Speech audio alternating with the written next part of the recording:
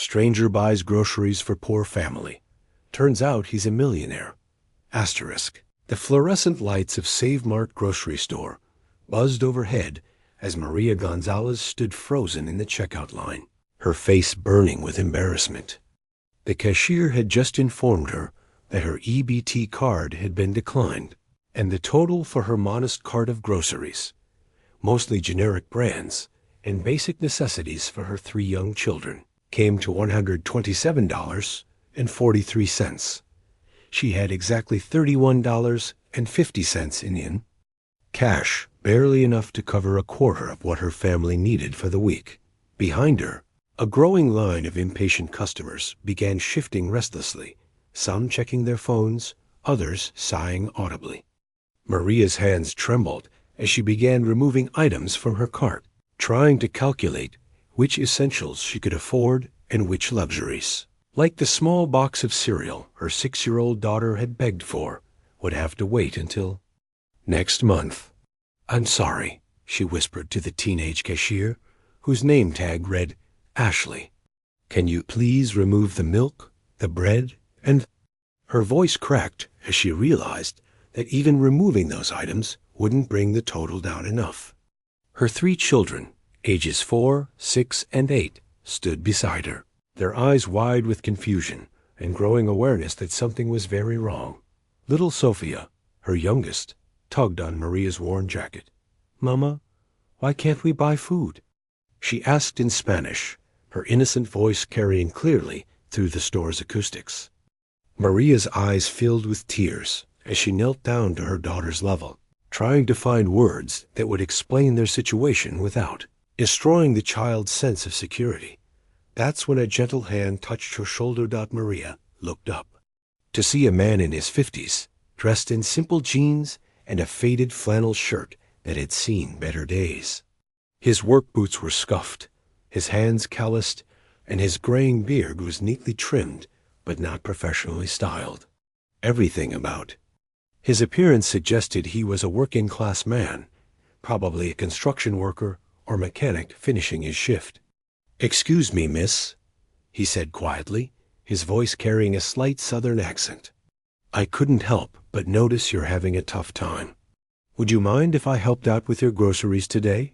Maria's first instinct was to refuse.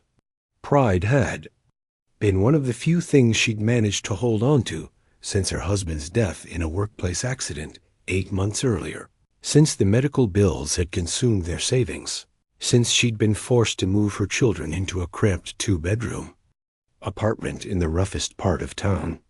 But as she looked at her children's faces, at Sophia's confused expression and her son Diego's attempt to be brave while his lower lip trembled, she realized that pride was a luxury she could no longer afford.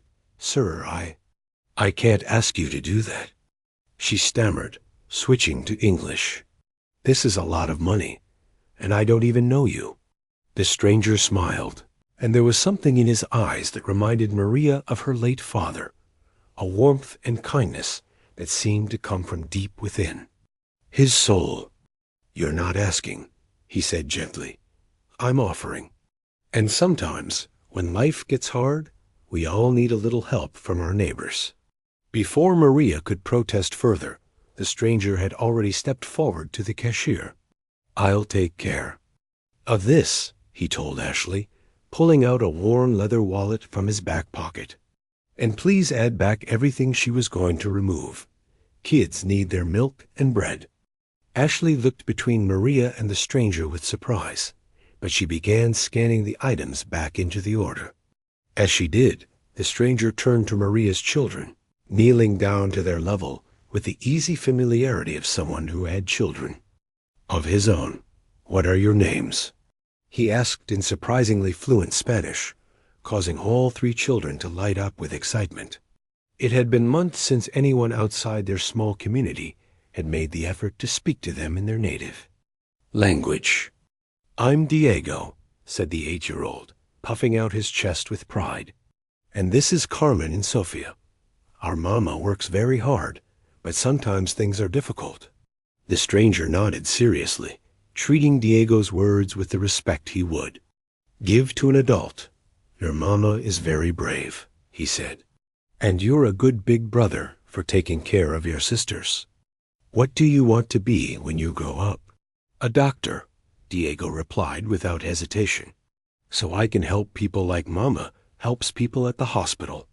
Maria worked as a night shift janitor at the county hospital, a job that barely paid above minimum wage but provided basic health insurance for her family. That's a wonderful dream, the stranger said, reaching into his wallet again. Doctors need to study hard and eat well to keep their brains strong. He handed Diego a $20 bill. This is for you to buy some extra books or school supplies. Okay? A future doctor needs good tools. Carmen, the 6-year-old, stepped forward shyly. Are you an angel? She asked in English, her pronunciation careful and deliberate. Mama says angels help people when they're sad. The stranger's eyes crinkled with genuine amusement. No, sweetheart, I'm not an angel. I'm just a regular person who believes that good things happen when people help each other. What about you? What do you want to be when you grow up? A teacher, Carmen said proudly. Like Miss Rodriguez at school. She's very nice, and she helps me read better. Teachers are very important, the stranger agreed, handing Carmen a $20 bill as well. They help build the future by teaching. Children like you. He turned to little Sophia, who had been watching the interaction with wide, curious eyes. And what about you, princess? What do you want to be? Sophia giggled and hid behind her mother's leg for a moment before peeking out. A princess, she declared, causing everyone within earshot to smile. But also maybe a veterinarian because I love puppies. The stranger laughed, a rich, warm sound that seemed to fill the entire checkout area with joy. A princess veterinarian sounds like the best job in the world, he said, giving Sophia her own $20 bill. You can help all the animals in the kingdom. By this time, the total had reached $127.43, and Ashley was waiting for payment. The stranger handed over his credit card without even glancing at the amount, as if spending over $100. On Groceries for Strangers was the most natural thing in the world. As the transaction processed, other customers in line began to take notice of what was happening. Instead of the impatience and irritation that had been building earlier, a different energy filled the checkout area. People were smiling, some wiping away tears, others pulling out their phones to capture what they recognized as a moment of pure human kindness. Sir, Maria said, her voice thick with emotion, I don't know how to thank you. This is ... This is more than groceries. This is hope. My children will eat well this week because of your kindness. The stranger waved off her thanks with a gentle gesture. We all go through tough times, he said simply. I've been blessed in my life, and I believe that blessings are meant to be shared. Besides, your children are clearly being raised right. Diego wants to be a doctor, Carmen wants to be a teacher, and Sophia wants to help animals. The world needs more people like them. Ashley finished processing the payment and began bagging the groceries. As she worked, she couldn't help but comment on what she'd witnessed. I've been working here for 2 years, she said, and I've never seen anything like this. You're really something special, sir. The stranger shook his head. There's nothing special about helping your neighbors, he replied. It's just the right thing to do. As they prepared to leave, Maria noticed that several other customers had approached the stranger, wanting to shake his hand or express their admiration for his generosity. He accepted their thanks graciously, but seemed uncomfortable with the attention, clearly preferring to keep his good deed as private as possible. Wait, Maria said suddenly, realizing she didn't even know her benefactor's name. I don't know what to call you. How can I ever repay this kindness? The stranger paused, considering her question carefully. You can call me Robert, he said. Finally, and you don't need to repay me. Just ... When things get better for you and your family, and they will get better. Maybe you'll remember this day and help someone else who needs it. That's how kindness works. It passes from person to person, making the world a little brighter each time. Robert helped Maria load her groceries into her beat-up Honda Civic, making sure the bags were secure and that nothing would spill during the drive home. As he worked, Maria noticed that despite his humble appearance, there was something about the way he carried himself that suggested he was accustomed to being in charge, to making decisions that affected other people's lives. "Robert," she said as they finished loading the car, "are you sure you're not an angel? Because right now, you feel like a miracle to me and my children." Robert smiled that warm, paternal smile again. "I'm just a man who's been very fortunate in life," he said, "and I believe that fortune is meant to be shared." After Robert disappeared into the parking lot, driving away in a modest pickup truck that looked like it had seen plenty of hard work, Maria and her children drove home in a state of wonder and gratitude. The children chattered excitedly about their encounter with the kind stranger, already making plans for how they would spend their $20 gifts. "Mama," Diego said from the back seat, "Robert was different from other grown-ups. He listened to us like we were important." Maria nodded, still processing what had happened. "He was very special, Mio. Sometimes God sends people into our lives exactly when we need them most." That evening, as Maria prepared dinner with the groceries Robert had bought, a real dinner with fresh vegetables, good meat, and milk for the children, she couldn't shake the feeling that there had been something unusual about their encounter. Robert's clothes and truck suggested he was a working man of modest means, but there had been something in his demeanor, in the way he'd handled the situation, that spoke of someone accustomed to much more. The next morning, Maria decided to return to Save Mart to thank the cashier Ashley and to ask if she knew anything about Robert. She found Ashley working the same checkout lane, and the young woman's face lit up when she saw Maria approaching. "How are you doing?" Ashley asked immediately. "I've been thinking about what happened yesterday. That was really something special. I wanted to thank you for being so kind during a difficult moment," Maria said, "and I was wondering, do you know anything about Robert, the man who helped us?" Ashley's expression grew curious. "That's funny you should ask," she said, lowering her voice. "After you left yesterday, I couldn't stop thinking about him. Something about the whole situation felt, I don't know, different. So I asked my manager if she knew who he was. And, well, Mrs. Patterson, that's my manager. She's worked here for 15 years, and she said she'd never seen him before. But here's the weird part. When she looked at the receipt from his credit card transaction, she recognized the name." Maria felt her heart skip a beat. "What do you mean?" Ashley glanced around to make sure no one was listening and leaned closer. The name on the credit card was Robert Chun. Mrs. Patterson said that name sounded familiar, so she looked it up on her phone. "Maria, Robert Chun is the CEO of Chun Industries. He's worth like $50 million. The words hit Maria like a physical blow. $50 million. She had been helped by one of the wealthiest men in the state, and he had been dressed like a construction worker, driving a beat-up pickup truck, acting like spending $127 on groceries for strangers was nothing unusual. "That can't be right," Maria whispered. "He was so not normal, so humble. Rich people don't dress like that, don't act like that." Ashley nodded enthusiastically. "That's what I thought too. So I did some research when I got home. Robert Chun is famous for being different from other rich people. He grew up poor, worked construction to pay for college, and even after he became successful, he never forgot where he came from. There are stories about him all over the internet. He's always helping people, but he does it quietly, without publicity." Maria spent the rest of that day researching Robert Chun online and what she discovered left her speechless. Robert Chun had indeed grown up in poverty, the son of immigrants who had worked multiple jobs to support their family.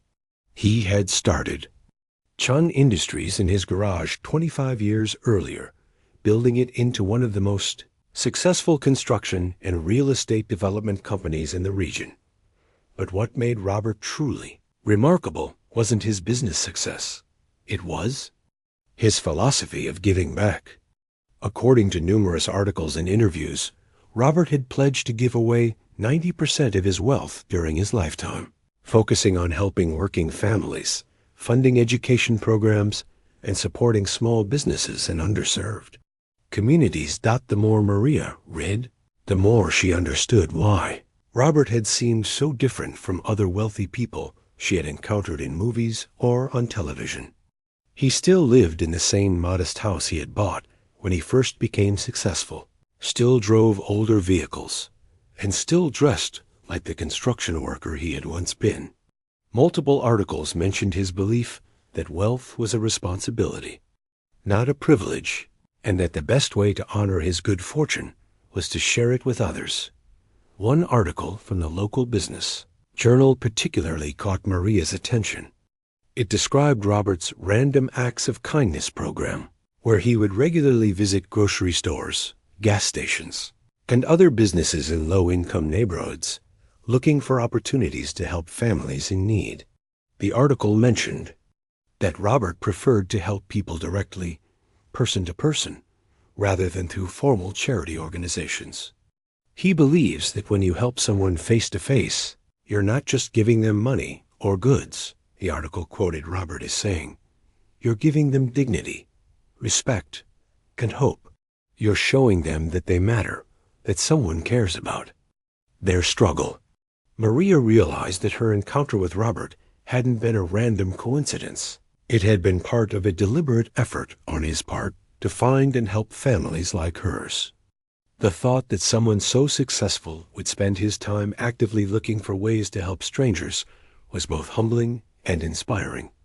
That evening, Maria gathered her children around the kitchen table and told them what she had learned about Robert.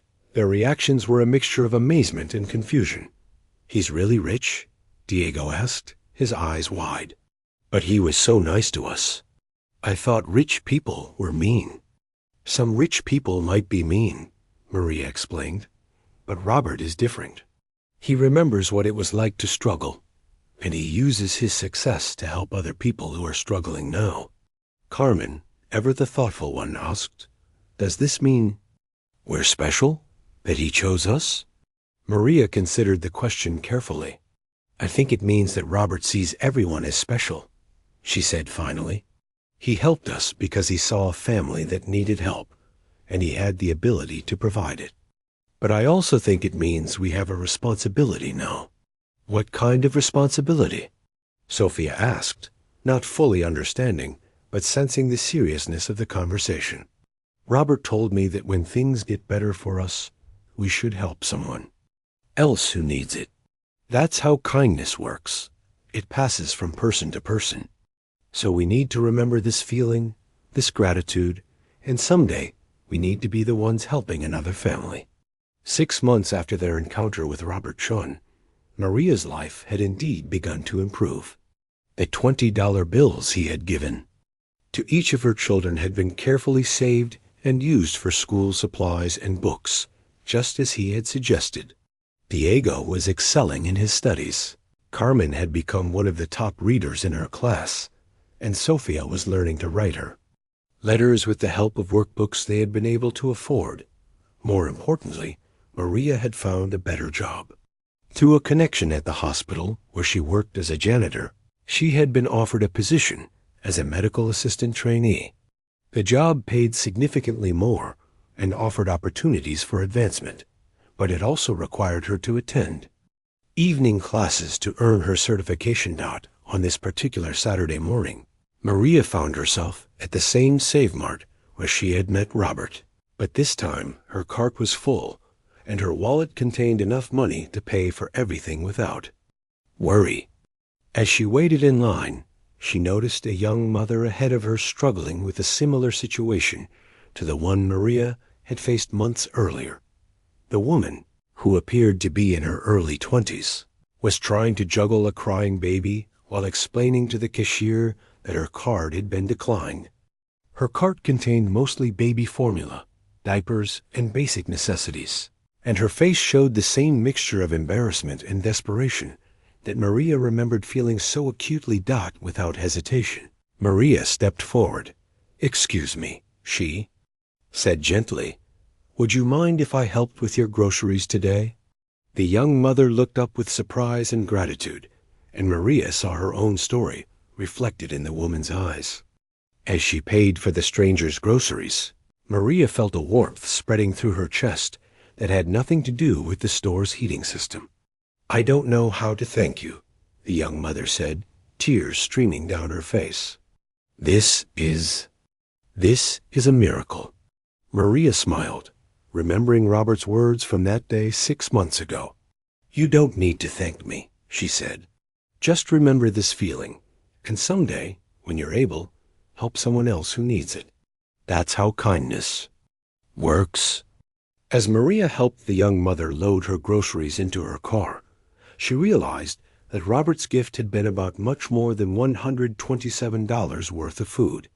He had given her family hope, dignity, and most importantly, the understanding that everyone deserves compassion and support during difficult times. Later that evening, Maria decided to write a letter to Robert Chun, addressing it to his company's headquarters. She wanted him to know how his kindness had changed her family's life, and how she was now passing that kindness forward to others.